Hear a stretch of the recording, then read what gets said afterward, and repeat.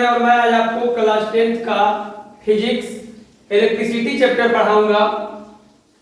तो आइए समझते हैं कि one of the most essential part of life in today's world is electricity. Today's world के लाइफ में जो एसेंशियल पार्ट है, आज हमारे लिए अगर कोई एसेंशियल पार्ट है तो वो इलेक्ट्रिसिटी है। इलेक्ट्रिसिटी का होना एसेंशियल है, बहुत जरूरी है। तो इसमें सबसे पहला टॉपिक देखते हैं इलेक्ट्रिक चार्ज। इलेक्ट्रिक चार्ज क्या होता है? Charge is a physical entity. Charge क्या है? एक फिजिकल क्वांटिटी है which is defined by excess और deficiency of electron on a body।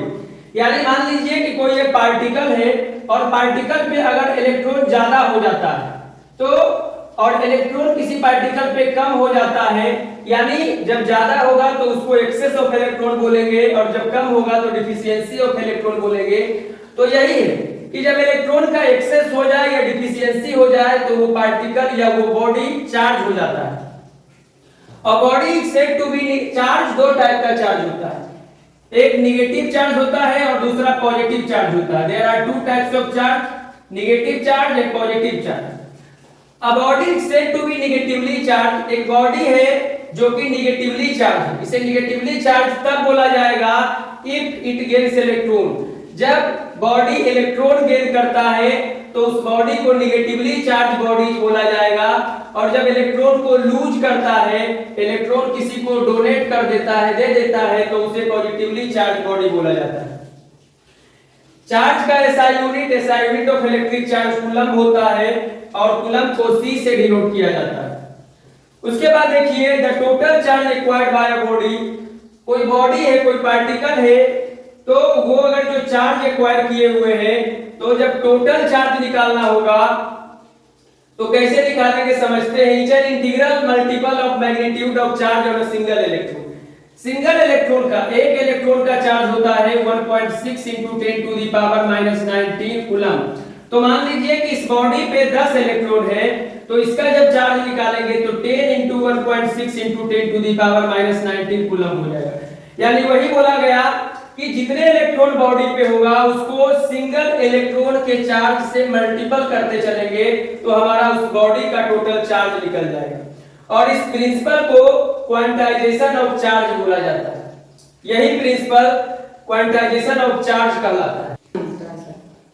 Magnitude of charge on one electron equal to -1.6 × 10⁻⁻19 coulomb. यानी एक इलेक्ट्रॉन पे जो चार्ज होता है उसका वैल्यू होता है -1.6 × 10⁻⁻19 कूलम और इसे स्मॉल e से डिनोट किया जाता है। उसके बाद चार्ज ऑन n इलेक्ट्रॉन का एक फॉर्मूला होता है। अगर आपको बोल दिया जाए कि 10 इलेक्ट्रॉन का आप चार्ज निकालिए, 20 इलेक्ट्रॉन का निकालिए या n इलेक्ट्रॉन का निकालिए, तो फॉर्मूला होता है Q = Ne। जहां पे n हमारा नंबर ऑफ इलेक्ट्रॉन है, E चार्ज ऑफ इलेक्ट्रॉन है और Q जो है वो टोटल चार्ज। तो n को किससे मल्टीप्लाई कर देंगे? E, यानी चार्ज ऑफ 1 इलेक्ट्रॉन बराबर 1.6 × 10⁻⁻19 कूलम। तो यहां से हमारा टोटल चार्ज का वैल्यू निकल जाएगा। Magnitude of charge on one proton equal to +1.6 × 10⁻⁻19 coulomb. यानी इलेक्ट्रॉन पे जितना चार्ज होता है उतना ही एक प्रोटॉन पे चार्ज होता है। बस इलेक्ट्रॉन के चार्ज को में माइनस लगा दिया जाता है और प्रोटॉन के चार्ज में प्लस लगा दिया जाता है। साइन का बस डिफरेंस।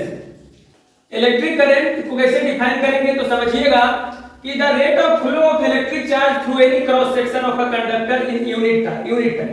यानी यूनिट टाइम में जो हमारे पास कंडक्टर होता है उसके क्रॉस सेक्शन के थ्रू जो भी इलेक्ट्रिक चार्ज फ्लो करता है उसे हम इलेक्ट्रिक करंट कहते हैं। If Q amount of charge है, जहां पे चार्जेस का अमाउंट दे दिया गया है कि Q चार्ज है flows through a conductor in T time. Q charge जो है T टाइम में किसी कंडक्टर के थ्रू फ्लो कर रहा है तो वहां पे इलेक्ट्रिक करंट जिसे हम I से डिनोट करते हैं उसका फॉर्मूला हो जाएगा Q चार्ज बटे टाइम।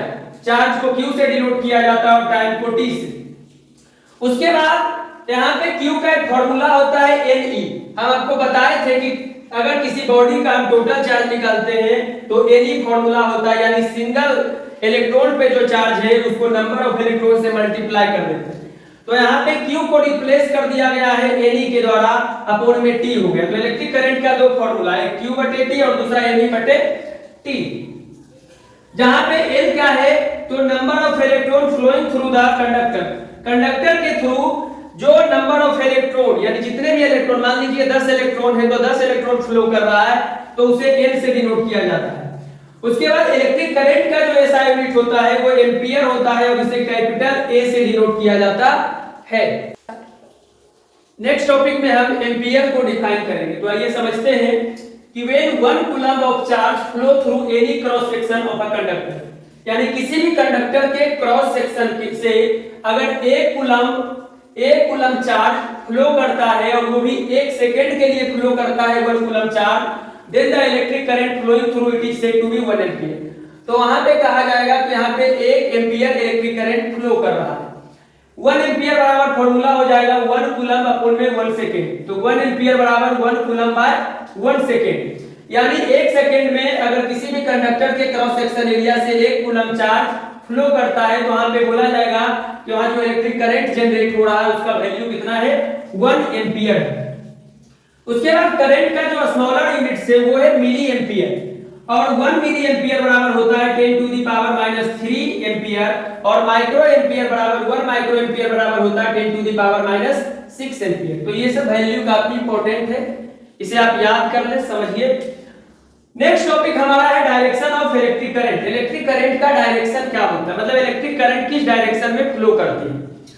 तो direction of electric current is taken as opposite to the direction of the flow of electron, यानी समझ लीजिए कि अगर इलेक्ट्रॉन इस डायरेक्शन में फ्लो कर रहा है, इस डायरेक्शन में हमारा इलेक्ट्रॉन फ्लो कर रहा है, तो जो इलेक्ट्रिक करंट जनरेट होगा वो इसके जस्ट अपोजिट डायरेक्शन में फ्लो करेगा। यानी अगर अपवर्ड डायरेक्शन में इलेक्ट्रॉन फ्लो कर रहा है तो डाउनवर्ड डायरेक्शन में हमारा इलेक्ट्रिक करंट जनरेट होगा। और इलेक्ट्रॉन को हमें पता है इलेक्ट्रॉन पे जो चार्ज होता है वो नेगेटिव चार्ज होता है, इसीलिए इलेक्ट्रॉन को नेगेटिव चार्जेज बोला जाता है। ठीक इसी तरह in an electric circuit the current flows from positive terminal. Electric circuit में जो करंट होता है वो पॉजिटिव टर्मिनल से, सेल के पॉजिटिव टर्मिनल से नेगेटिव टर्मिनल की तरफ फ्लो करता है। ये हमारा पॉजिटिव टर्मिनल है और ये हमारा नेगेटिव टर्मिनल है। तो इलेक्ट्रिक करंट इस साइड से पॉजिटिव टर्मिनल से नेगेटिव टर्मिनल की ओर फ्लो करेगा। हमारा नेक्स्ट टॉपिक है एमीटर। तो आइए समझते हैं एमीटर क्या होता है। Electric current is measured by a device called ammeter. Electric current को मेजर करने के लिए एक डिवाइस का यूज किया जाता है, उस डिवाइस का नाम है एमीटर। उसके बाद थोड़ा बहुत एमीटर के बारे में समझते हैं। It is low resistance device. Ammeter का रेजिस्टेंस लो होता है, समझिएगा थोड़ा सा, लो रेजिस्टेंस होगा तभी तो वो इलेक्ट्रिक करंट को मेजर कर पाएगा। which is always connected in series। Ammeter को हमेशा सीरीज में कनेक्ट किया जाता है। यहाँ पे जो रेसिस्टर होते हैं, रेसिस्टर वाले टॉपिक में जाएंगे तो समझेंगे, वहां पे रेसिस्टर को दो तरीके से कंबाइन किया जाता था, एक सीरीज में और दूसरा पैरेलल में।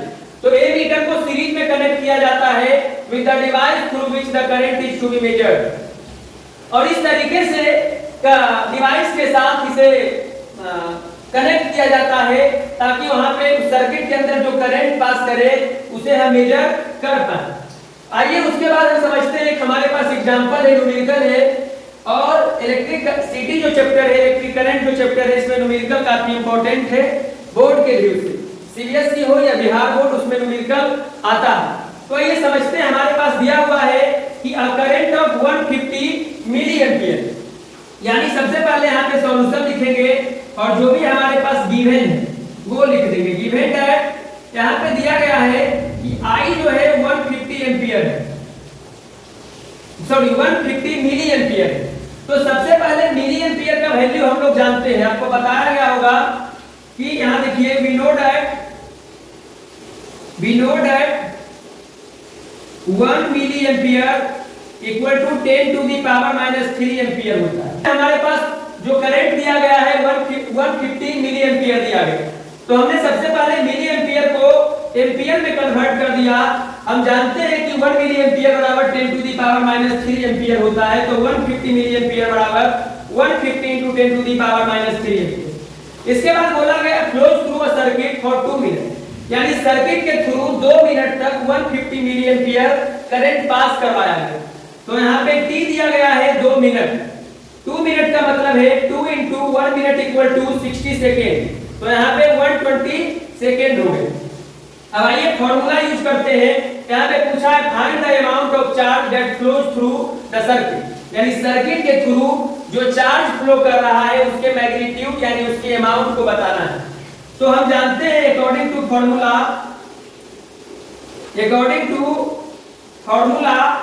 I इक्वल टू फॉर्मूला होता है Q बाई T। उसके बाद समझिए, इधर आ जाइए, I हमारे पास दिया गया है 150 into 10 to the power minus 3 ampere equal to Q हमें फाइंड आउट करना है। तो Q और T हमें दिया गया है T इक्वल टू 120 सेकेंड। तो यहाँ पे 120 सेकेंड लिख देंगे। जब Q निकालना होगा तो ये दोनों कॉरस्पॉन्डिंग मल्टीप्लिकेशन हो जाएगा।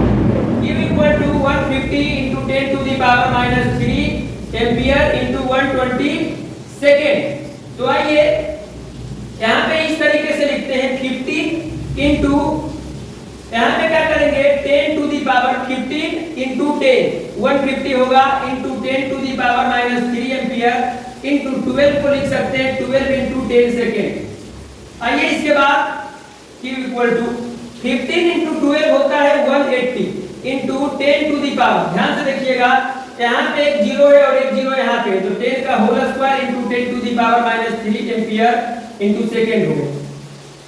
Q इक्वल टू 180 का यहाँ पे 18 लिख देते हैं, 18 इंटू 10 टू दी पावर एक जीरो और दो यानी 30 into 10 to the power minus 3 ampere into second. हम लोग जानते हैं कि अगर बेस सेम हो और मल्टीप्लाई में हो तो पावर क्या हो जाता है, ऐड हो जाता है। तो आप देखिए 18 इंटू 10 टू दी पावर 3 और माइनस 3, तो 3 और माइनस 3 जीरो हो जाएगा और हमें पता है कि 10 टू दी पावर 0 का वैल्यू 1 आता है। तो यहाँ पे क्या करेंगे 1 पुट कर देंगे और एम्पियर सेकेंड को हम कूलम भी लिख सकते हैं। तो Q बराबर हमारा आ गया वैल्यू 18 कूलम, यानी जो फाइंड आउट हमें amount of charge find out करने के लिए बोला था वो हमने फाइंड आउट कर लिया। Q इक्वल टू 18 कूलम हमारा आंसर